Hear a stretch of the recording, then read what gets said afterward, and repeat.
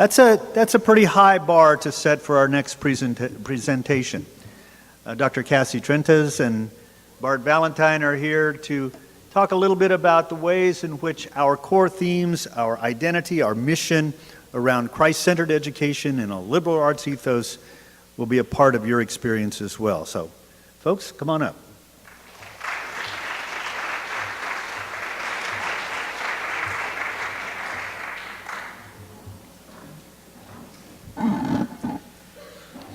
Well, hello. First of all, for those in the room who know me well, you will not be surprised to hear that hashtag, I do not have a Twitter account.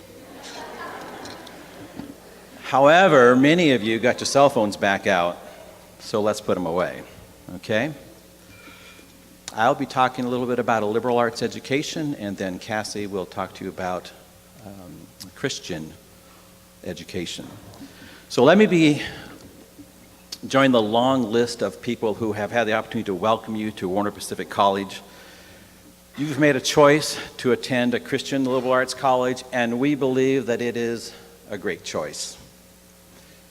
I'm guessing that a lot of you didn't choose Warner Pacific College because it's a liberal arts college. You may have come to play a sport, you may have come to enjoy our location in the city of Portland, or to choose one of our academic majors. Regardless of the reason, you've made a great choice, and we're happy you're here. So what I've been asked to do in the next few minutes is just to unpack a little bit about what it means to receive a liberal arts education. If we were to ask each of you what that meant to you, I'm sure we'd get a lot of different answers. Truth be told, a lot of you sitting out there would have no clue. Some colleges focus on teaching you the skills that are needed for a certain trade or job or occupation. They narrow their training to the skills that are needed for the job, or at least to the classes that are keen to that major. That is not a liberal arts education. At Warner Pacific College, we believe that your education needs to be much more holistic than that. We believe that a young person's education should include a whole variety of classes. Although we focus on the humanities, every graduate from Warner Pacific College will take some math, some science, some history, literature, English. We'll run the whole gamut, even some fine arts. Of course, when you finish, your concentration of classes will be in your choice of major, but we know that you will have received a well-rounded education that we feel prepares you not just for your career, but for many of the challenges that you'll face in life. And that's one aspect of a liberal arts college. So we might ask, what skills and attributes would you learn at Warner Pacific College that you may not gain from a non-liberal arts college? Great question.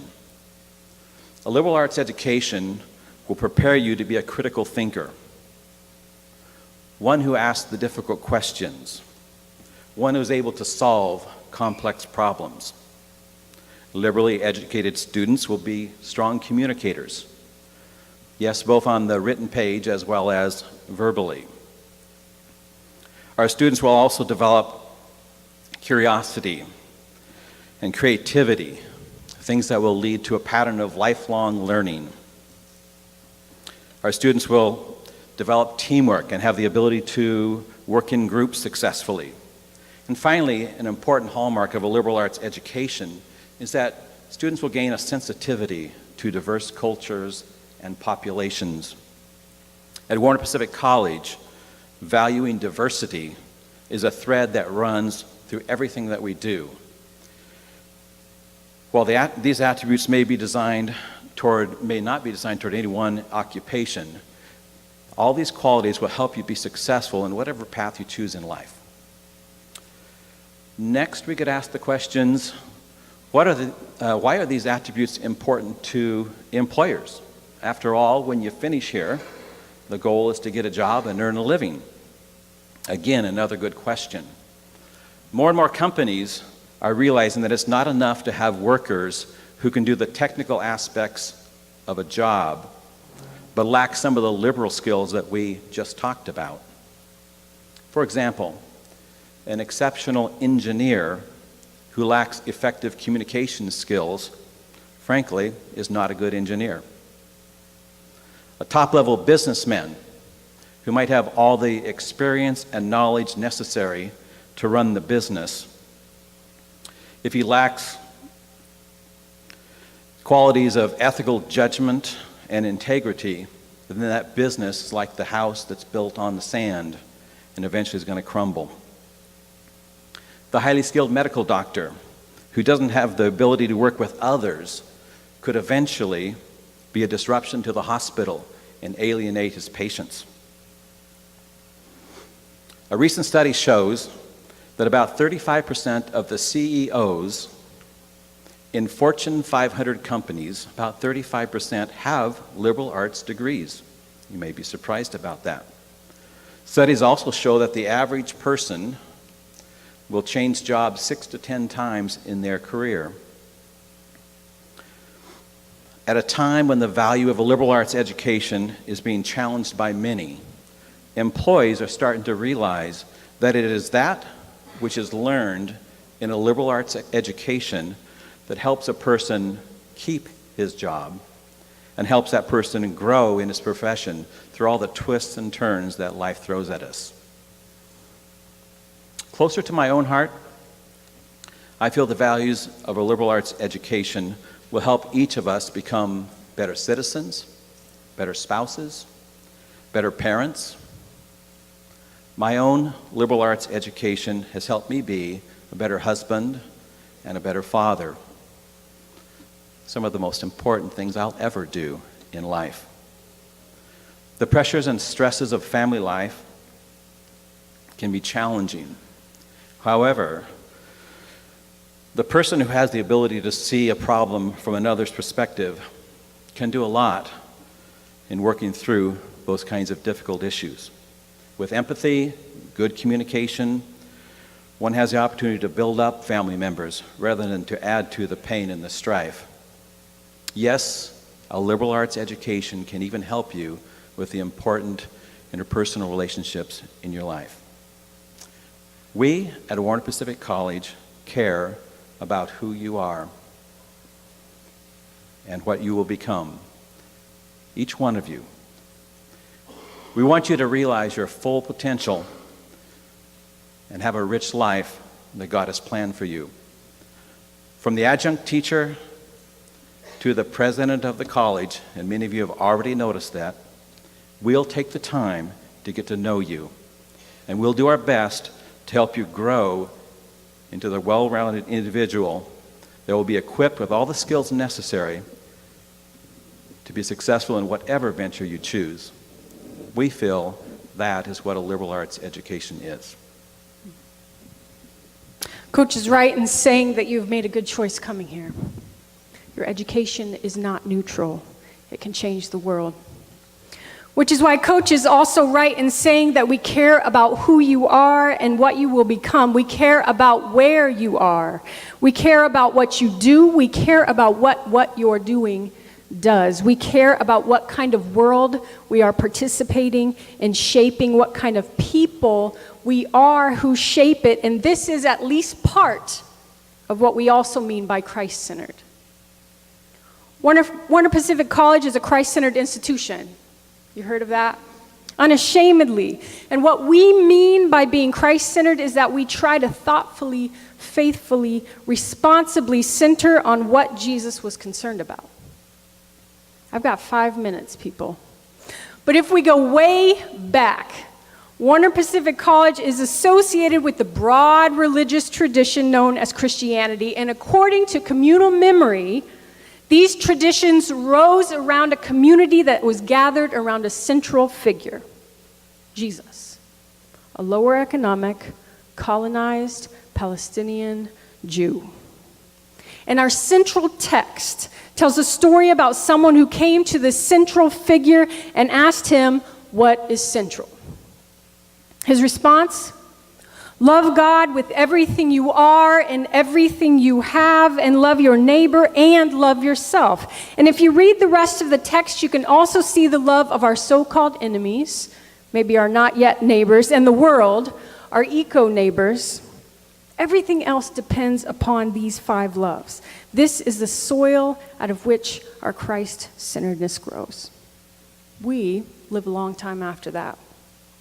And each group census had the responsibility to ask the questions of what it all means in our here and our now. I could tell you about our roots from a movement in the late 19th century that looked at the results of colonization, industrialization, and the rise of U.S. urbanization and said, wait, there are folks in the streets who are hungry, who are getting poorer, who are getting sicker, and there are folks in the churches who are getting comfortable, who are getting fat in the wallets, and who are getting disconnected from some of those realities. What does it mean to be Jesus followers in this here and now?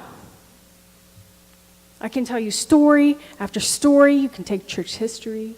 You can hear different heres and nows with the same question, and we are here.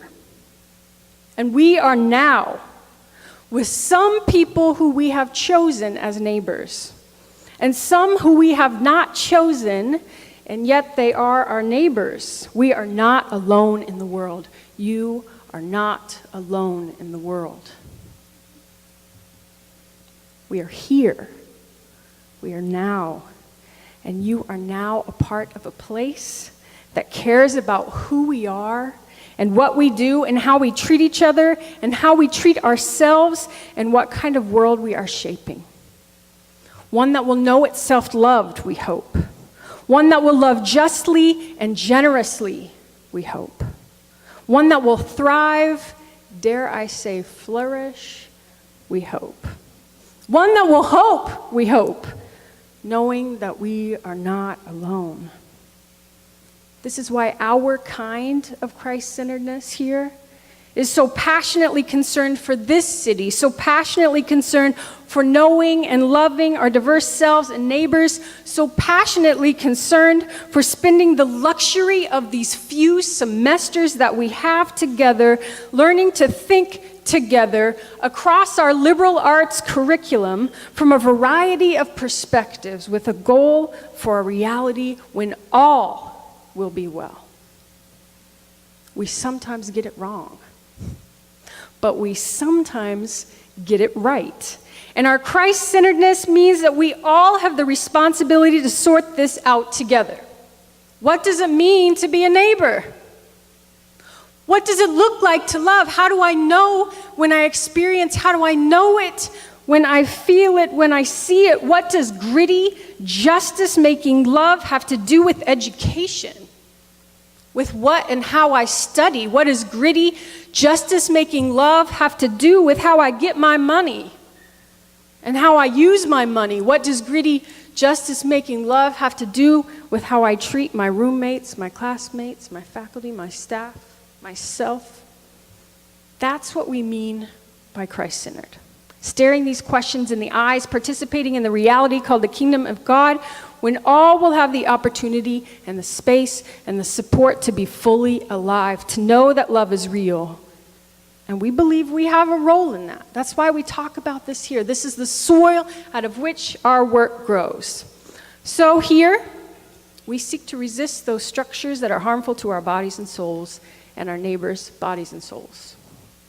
We seek to know and love our immigrant, refugee neighbors, our neighbors who live outdoors, because that's who we're with and that's who we are. We seek to know and love our neighbors whose voices have been missing from the decision-making tables, because that's who we're with and that's who we are. We seek to know and love our neighbors who have experienced and who have acted in violence. We seek to know and love our LGBTQ neighbors and our neighbors of other religious traditions. We seek to know our neighbors who are confused, angry, afraid, joyous, lonely, awkward, you know what I mean? Loud, shy, our athlete, musician, nerd, punk neighbors and selves. We seek to know and love our neighbors in bodies who look different than ours, from families and communities that are different from ours, and those that are not so different. And we love ourselves fiercely, because that's important to this community. 5 minutes, people. So we seek to create spaces where we see and hear one another, where we are encouraged to take seriously how the privilege and importance of an education that changes the world, of skill and vocation and whole person formation can be used to create justice-making, world-transforming love, where all can be well and participate in the work of God whose love is real on earth. This is at least part of what we at Warner Pacific College mean by Christ-centered. Thank you.